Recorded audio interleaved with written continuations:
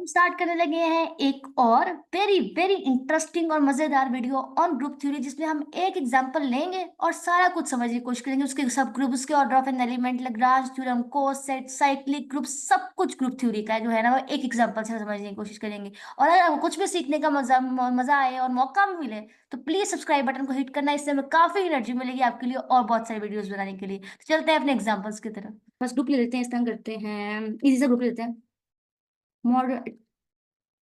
Modular arithmetic group 4, G4, जिसमें आप जानते हो G4 का ग्रुप है।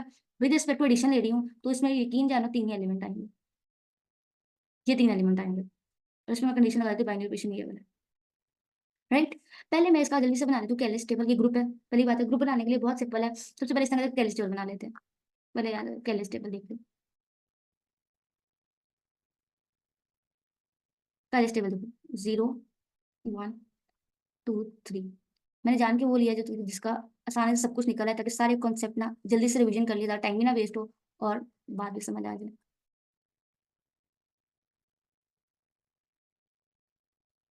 लाभ अकबर में बहुत बुरा ड्राइंग,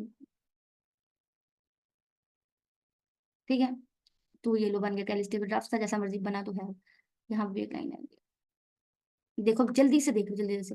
पहले तो अब एडिशन करें सब कुछ, पहले तो जीरो आइडेंटिटी है, सब कुछ ऐसे ही लिखते हैं। ओके। और अब 1 into 0 ऑफ कोर्स 1 आएगा, वी गेट 2, यहाँ से हमारे पास 3 आएगा। और अब 1 into 3 वी गेट 4, और 4 डिवाइडेड बाय 4। अब मुझे यकीन है आपको पता होगा रिमाइंडर करना होता है, किस तरह डिवाइड करने के बाद जो रिमाइंडर है वो लिखना होता है। अगर हमारे इसके बाहर कोई एलिमेंट आ जाए ऑपरेशन परफॉर्म करने के बाद, तो डिवीजन करके जो रिमाइंडर आएगा, डिवीजन से किस में डिवाइड करना है, जिसका है यहाँ 4 का है, 4 से करेंगे, जो रिमाइंडर आएगा वो यहाँ लिखेंगे। मैं अज्यूम कर रही हूँ कि आपको पता होगा। यहाँ से लिख लो 2 3, और यहाँ 4 आएगा 0, और 5 1 आया रिमाइंडर। यहाँ से देखो 3, यहाँ पे देखो हमारे पास आएगा 4 0 रिमाइंडर गया, 5 तो 1 रिमाइंडर आया, 6 तो रिमाइंडर 2 आया। ये बन गया हमारे पास Cayley's table of C4, right. अब सेकंड चीज क्या है, हम जल्दी से निकाल लेते हैं। अच्छा यहाँ पे गौर से देखो तो inverse of each element of is खुद, देखो 1 का इनवर्स 1 खुद है, सॉरी 0 का इनवर्स 0 खुद है, 1 का इनवर्स 3 है, जल्दी से लिखते जाओ। 0 का जो इनवर्स है वो 0 है, जो बातें हमने यहाँ से लिखी है। 1 का इनवर्स जो है हमारे पास वो 3 आ रहा है, और 3 का इनवर्स अगेन 1 ही होगा यकीनन। सो 3 का इनवर्स 1 है, और 2 का इनवर्स 2 खुद है। अब जल्दी से जरा सब ग्रुप बना लेते हैं।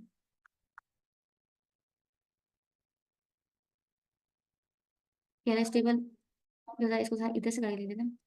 मैं चाहती हूँ कुछ तो हम साफ लिख लें, इतना गंदा लिखते हैं हम लोग, कुछ तो साफ हो, ठीक है। एक चीज कैलिस टेबल आ गई, जहाँ बस कैलिस टेबल था बहुत बुरा है, इसको ऐसे ही रहने देते हैं। अब सब ग्रुप बनाने लगे हैं, गौर से देखो कैसे। वो चीज देखने वाली ये है कि 4 का ग्रुप का ऑर्डर कितने एलिमेंट है, 4 है। 4 के पॉजिटिव डिवाइजर कौन से आ जाएंगे हमारे पास, ऑफ कोर्स 1 2 और 4 इटसेल्फ। इसके अलावा कोई पॉजिटिव डिवाइजर नहीं। इसका मतलब है जो सब ग्रुप के ऑर्डर है वो या तो 1 ऑर्डर का होगा सब ग्रुप, 2 ऑर्डर का सब ग्रुप होगा, या 4 ऑर्डर होगा। इसके अलावा कोई सब ग्रुप एग्जिस्ट नहीं करता बाय लैग्रांज थ्योरम, हम ये कहता है, राइट। सो पहली बात यह है कि H1 which is equal two of order 1 का, अगेन एक ही बनेगा, वो 0 है, इसके अलावा कोई नहीं बन सकता। अब आ जाओ H2, जिसमें हम बनाएंगे ऑर्डर 2 का। अब आइडेंटिटी तो होगा ही होगा। अब एक ऐसा एलिमेंट लिखेंगे जो खुद का इनवर्स हो, ताकि वो पूरा हो जाए। तो 2 इज द एलिमेंट जो खुद का इनवर्स है, तो इट मीन यहाँ पे 2 आ जाएगा, राइट। आगे बात समझ, ठीक है। एक ऑर्डर 2 का निकल आया, और अब एक आ जाएगा हमारे पास ऑर्डर 4 का, और ऑर्डर 4 का आप जानते हो खुद ही होगा।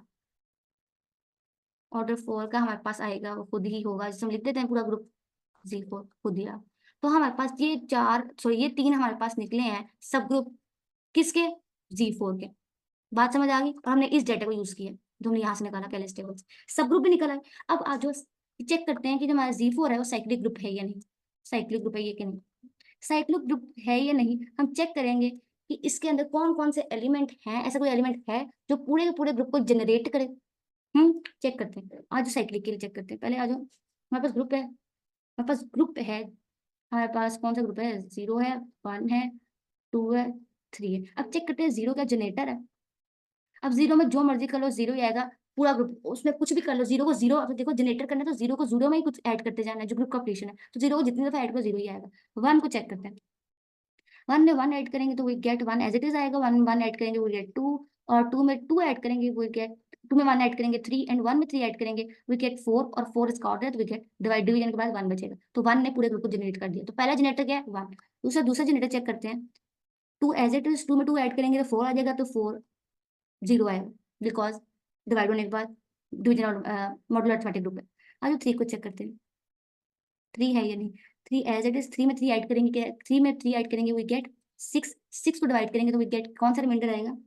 बहुत आसान है, सोच के बताओ जल्दी से, ज्यादा ना करना। एग्जैक्टली टू रिमाइंडर आएगा। ठीक है, देखो ना यार, ऐसे करके six four one, two remainder आया टू। अब टू में थ्री ऐड करेंगे वी गेट फाइव, और फाइव को डिवाइड करेंगे वी गेट वन, और वन में अब मैं ऐड करूंगी थ्री तो वी गेट फोर, तो ये लो। तो अब आपने देखा यहाँ से, मैं पता ये चला है कि इम्प्लाइज दैट, यहाँ से देख लो कि one and three are the generators of Z4। और याद रखना, क्योंकि जनरेटर मिल गया it mean it is cyclic group. ठीक है, यहाँ पे Z4 लिख देते हैं, ये साइक्लिक ग्रुप। किस तरह साइक्लिक ग्रुप प्रूव किया अभी आपने, ठीक है। अब आ जाओ, इसके साइक्लिक ग्रुप भी निकाल लिया है। ओके, अब एक यहाँ से हैशटैग पॉइंट लिखवा दूं, जरा सा जल्दी से हैशटैग पॉइंट साथ साथ लिखवा देते हैं। In even modulo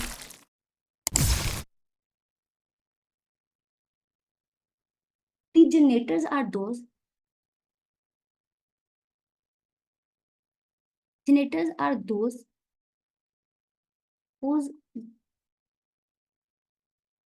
GCD, generators are those whose generators are those whose GCD is one with n, जो भी होगा ग्रुप। सिमिलरली, लेकिन ऑड में याद रखना, इन प्राइम मॉड्यूलो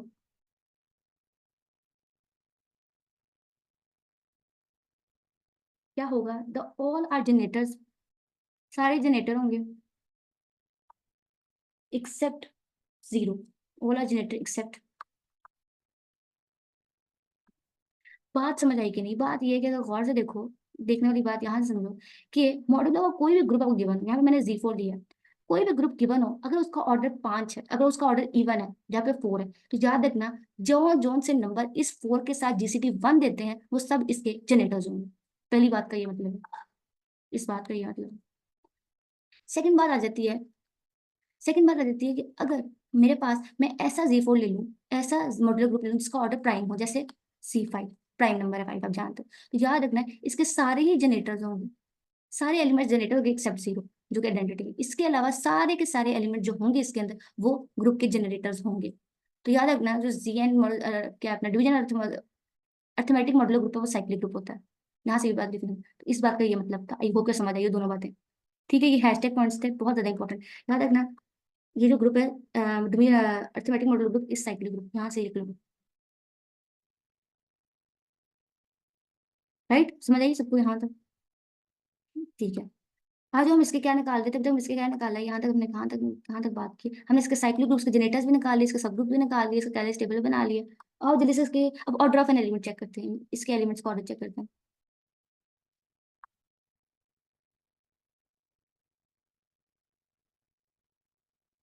अब ये ऑर्डर ऑफ एलिमेंट कैसे चेक करते हैं, बहुत आसान है। हमने एलिमेंट की पावर लेते जाना है और चेक करना है जिसपे वो आइडेंटिटी एलिमेंट दे दे, राइट। तो अगर आप गौर से देखो, गौर से देखो, हमने जीरो को, जीरो का ऑर्डर जितने, अच्छा देखो जितने जो जो जनरेटर होंगे ना, जितनी दफा आपने उसको जनरेट कर किया होगा, अपने आपने क्या करना था यार, इधर देखो ना। अगर मैं इस ग्रुप के अंदर मेरे पास ये वाला एलिमेंट है, ये वाला एलिमेंट है, ये वाला एलिमेंट है, और ये, अब इसका ऑर्डर कैसे चेक करना, देखो ग्रुप के ऊपर ऑपरेशन कौन सा डिवाइड है, डिवीजन का, फोर वाला। ठीक है, अब देखो इस पे लगाते जाना है, जीरो पर अब हम ऐड करेंगे इसी को, तो क्या आंसर आएगा, जीरो ही आएगा, तो जीरो का ऑर्डर वन होगा। बात समझ आई। सिमिलरली अब आ जाओ, इसका ऑर्डर लिख लेते हैं, ऑर्डर ऑफ वन निकल आया।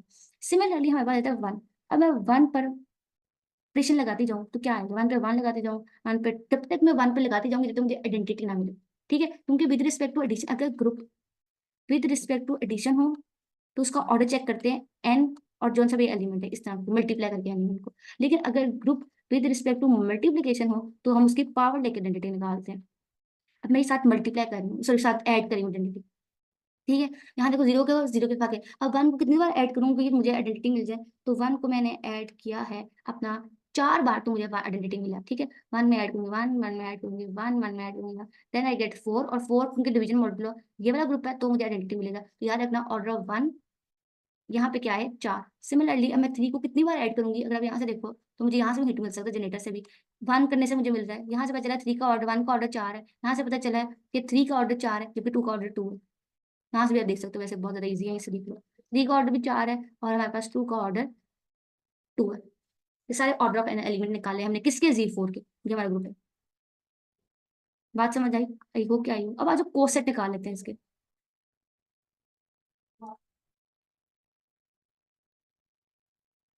कोसेट निकालना बहुत आसान काम। कोसेट के लिए क्या करते हैं कि अगर हमारे पास कोई ग्रुप है, उसका कोई सब ग्रुप है, अब एक ग्रुप लेंगे, एक ग्रुप होगा, उसका एक सब ग्रुप होगा, हम ग्रुप का एक एलिमेंट उठाएंगे, उसको ना इससे मल्टीप्लाई कर जाएंगे, ऐसे इस फॉर्म को बनाएंगे, और इस फॉर्म को कहा जाता है कोसेट। ठीक है, बात समझ आई? यही हो रहा, कुछ नई चीज नहीं है यहाँ पर। कर लेते हैं आज। अब इस तरह सब सब ग्रुप उठा लेते हैं, लेट कर लेते हैं एच इज इक्वल टू 0।